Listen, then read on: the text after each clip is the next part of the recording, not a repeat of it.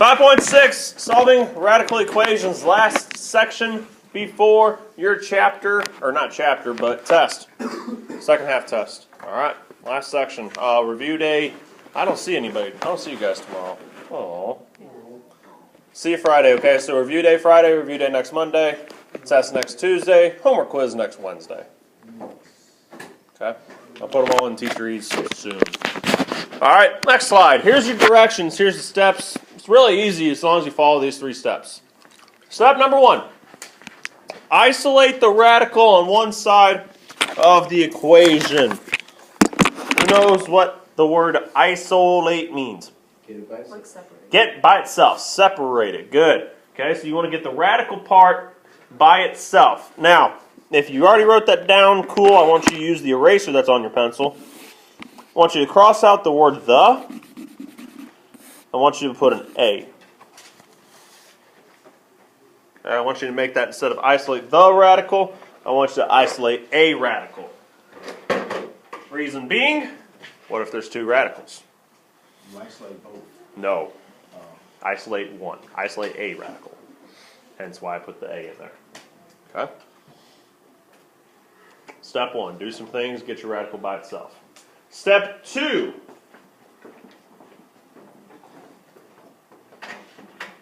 I don't need it back.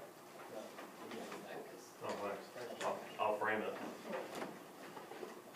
Love is this love and patient? Yeah, it is. Look at this. I don't know what it is. Oh, okay, cool. I think I said this at my wedding. I don't know. Yeah, I think so. Anyways, step 2.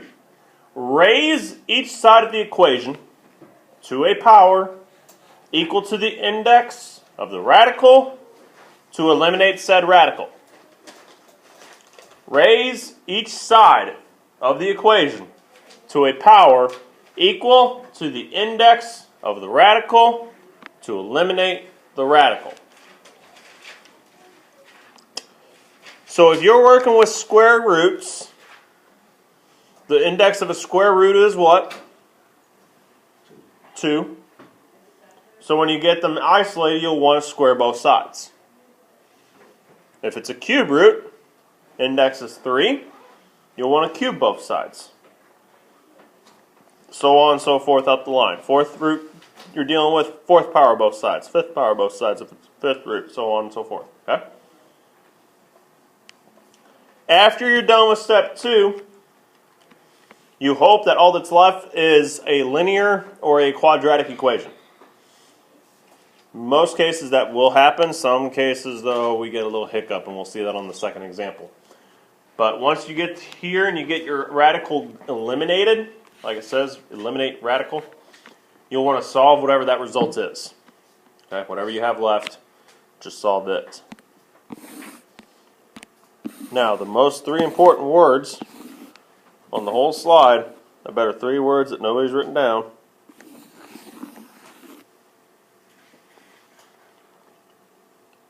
Check your results. Okay. Check your results. You must check these. Here's why. The square root of a number, or when you try to take the square root of a number, it cannot be what?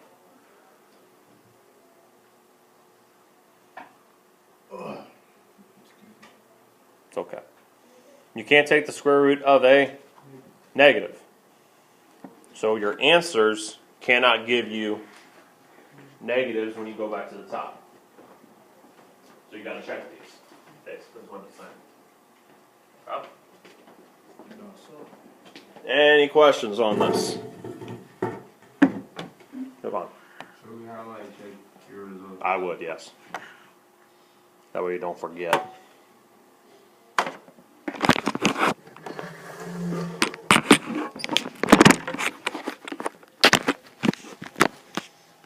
Okay, let's go first one here.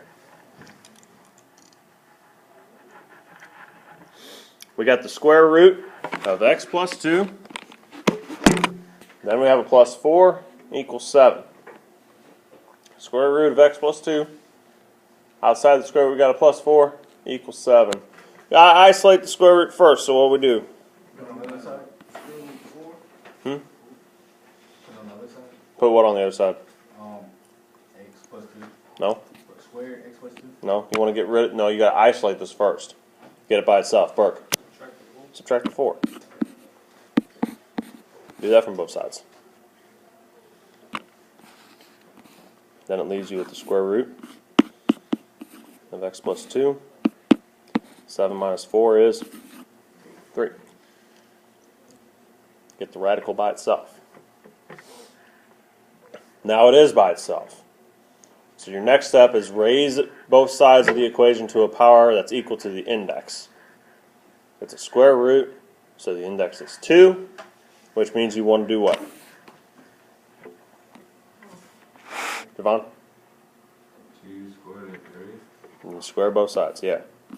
Square the left-hand side, square the right-hand side.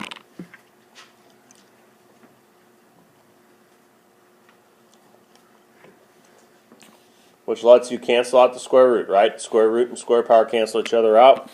So on the left hand, you're left with x plus 2. And on the right-hand side, you got 3 squared, which is 9.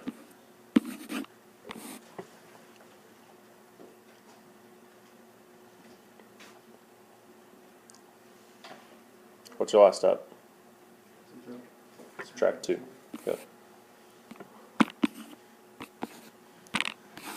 Which gives you x equals 7. Now, see how I didn't circle it yet? You got to check this, okay? Now, I don't need to see the work that you check it, but you do have to check it, okay? And when you check it, make sure you go back up to the original. All right, so I'm going to write the work out here so you guys can see it. We're going to check it right here. Square root. Put 7 in for x. Square root of 7 plus 2 plus 4, and that's better. That hopefully equals 7, right? So start on the inside with 7 plus 2. 9. Square root of 9. Plus 4 equals 7. Square root of 9 is what? 3. Does 3 plus 4 equal 7? Yes. So is 7 our answer? Yes.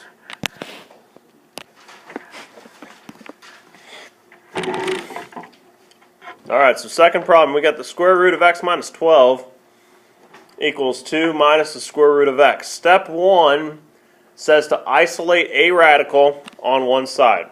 Do we have that accomplished? Yes, we do. Because it just says one radical on one side. Square root of x minus 12 is one radical on one side. Okay? So already done with step 1. That's awesome.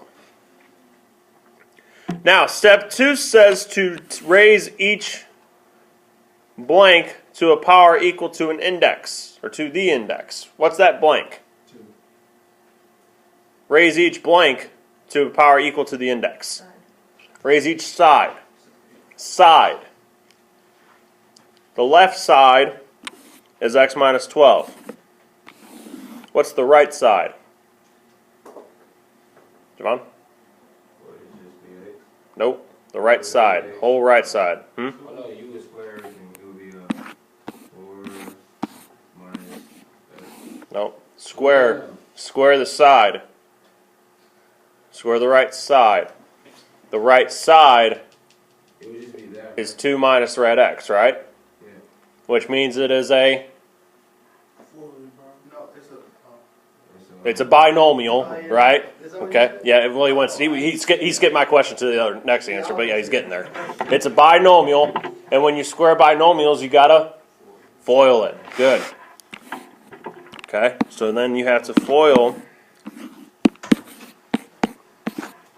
the right side. Okay. So the left side, and that foiling, honestly, this is the most complicated I think you guys are going to see, is when you have to foil like this, and you're going to see why here in just a minute. But x minus 12 on the left side, that's nice. And let's start foiling on the right. So we got 2 times 2 which gives you 4. 2 times negative rad x gives you negative 2 square root of x. Negative rad x times 2 gives you another negative 2 square root of x. Negative rad x times negative rad x gives you a positive square root of x squared.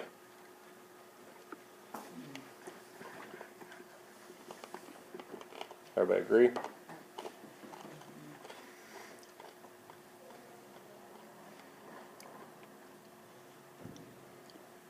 Okay, we got some cleanup on the right side to do. Left side we're going to leave alone for now, x minus 12. We got this 4, he comes down. These two are what? Cancel. Nope. Negative. They're also, starts with an L. Like terms, very good. Negative 2x minus 2x. Negative 4 square root of x's, sorry. Plus square root of x squared right here is just x.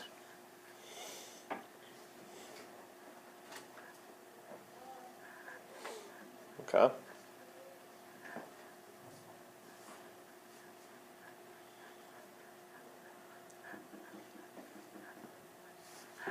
Now, next thing I'm going to do, I'm going to subtract x from both sides of my equation since they're there, and then what's going to happen to those x's? They cancel out. Good. So negative 12 equals 4 minus 4 square root of x. Now remember what I said. These are the ugly ones when you have to FOIL like this. Okay, and here's why they're ugly. Most cases when you have to FOIL, you're going to have to do steps 1 and 2 twice. Okay, because see how we basically worked our way through and we still haven't gotten rid of the radical yet?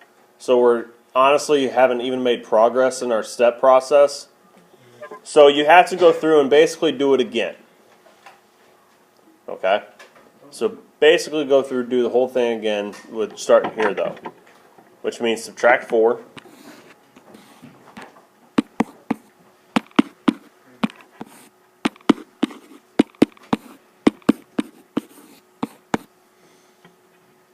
Alright, what can you do with that negative 4 now?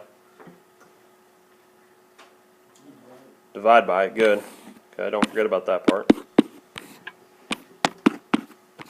Which gives you the square root of x equals 4.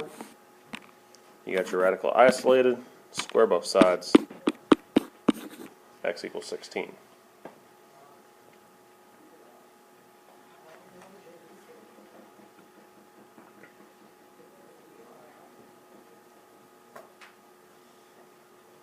Questions on that? What did we not do yet? We didn't check it, okay? And when you check it, Teacher, pardon this interruption. go back to your original, all right? So I'm going to shrink all this down so that way I can work it up here, okay, for you guys. Done. Plug it back into your original. Now notice it's the original, not the part with you FOIL, okay? If you do that, you're doing it wrong. Go back to the original. So plug in 16 into your two x's. So this is your check work. So we got the square root of 16 minus 12 equals 2 minus the square root of 16. Okay. Clean up in here. 16 minus 12 is 4. So we got the square root of 4 equals 2 minus the square root of 16. Left side, the square root of 4 is 2. Right side, 2 minus, what's the square root of 16? 4. What's 2 minus 4? Negative 2. Does 2 equal negative 2? No, not the last time I checked anyway, and that was just now. So no, it doesn't. Which means 16 doesn't work as an answer. So we go back and cross it out, and we put no solution. Okay? This occurrence, this circumstance has a special word. It's called an extraneous solution. Okay, it's an extraneous solution. Whenever you do everything right and your problem still yields a no good answer. Okay, it's called an extraneous solution.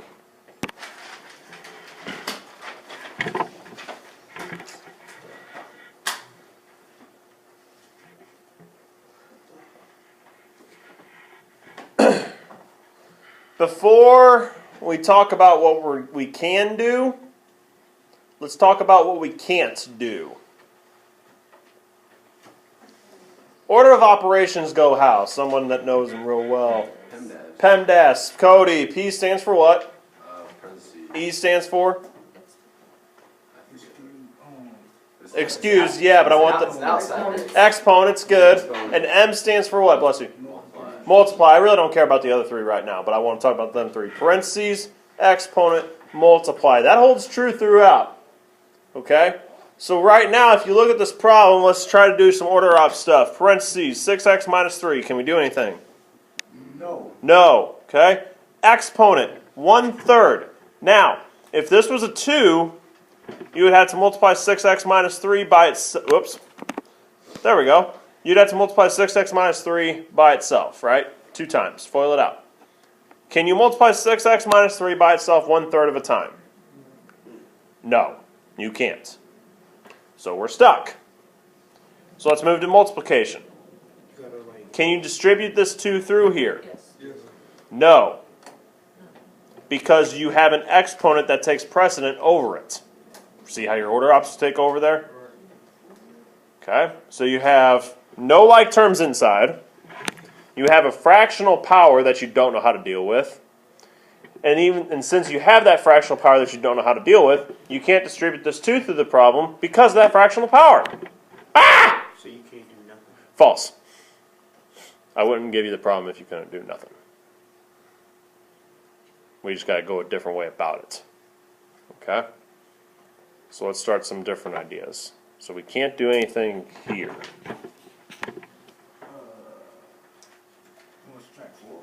I don't want to subtract it over. I would what? I would add it over, okay? That's a good start. Let's try that, okay? Now we're just going to go exploring. We're going to try something. We're going to do like the mathematicians did back in the day. They just tried something, see if it worked out, okay? Some of them accidentally discovered the theorems and stuff that they did just by experimenting like what you guys are doing now, okay? So we added 4 to both sides, so that gets us here. Cool. And we got another idea?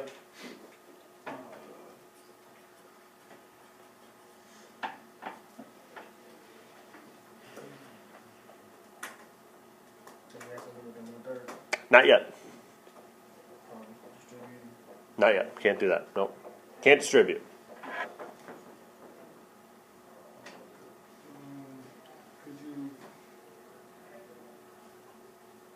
Can we multiply 6x times 1/3? Nope. You got 6x. You got something to do with 2, right? It does have something to do with the 2. Okay. No? Because what's going on right here? Okay, now, let's go with the operation, though. What's the operation when you distribute? Multiplication. But we can't distribute because of the 1/3 power.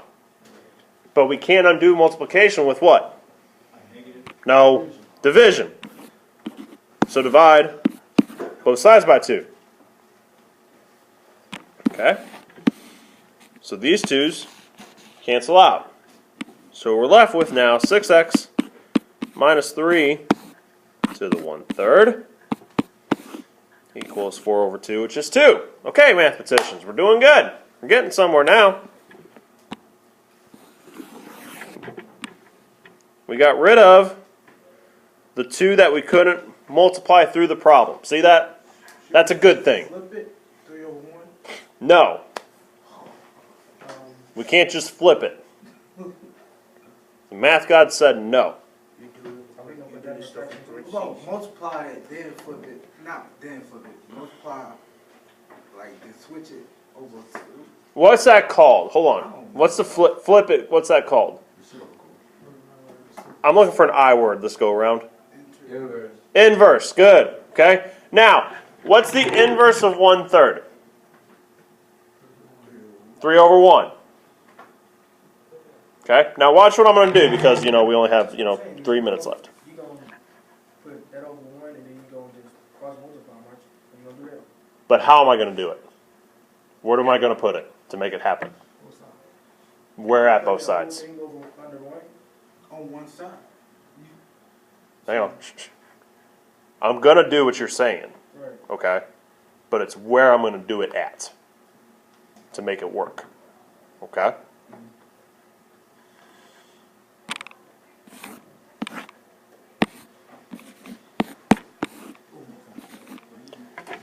Cube both sides. Okay? You cube both sides because it's the 1/3's inverse, right? 3. Okay? Question. What's up? Is that 3, is that like a square root or something? This 3 here? Yeah. It's a power. Yeah. Okay? Now, when you have this 6x minus 3 to the 1/3 power to the 3rd power, that's a power of power. What do you do with those powers? You ready? Hmm? Oh, we have to do that thing. I know. That's when I said it. Whenever, like here, hold on. I got you. Hold on. What's x squared to the 4th? Like that. Remember that? That's x to the 8th, right? Miss Peterson, what did you do? It's multiplied The 2 and the 4, right? Okay. So, but it's where I wanted to see where you were going to put it. That's what I was getting at. So what are we going to do down here with the 1/3 and the 3 over 1? We're going to multiply. When you multiply 1/3 and 3 over 1, what does it become? 1. Leaving you with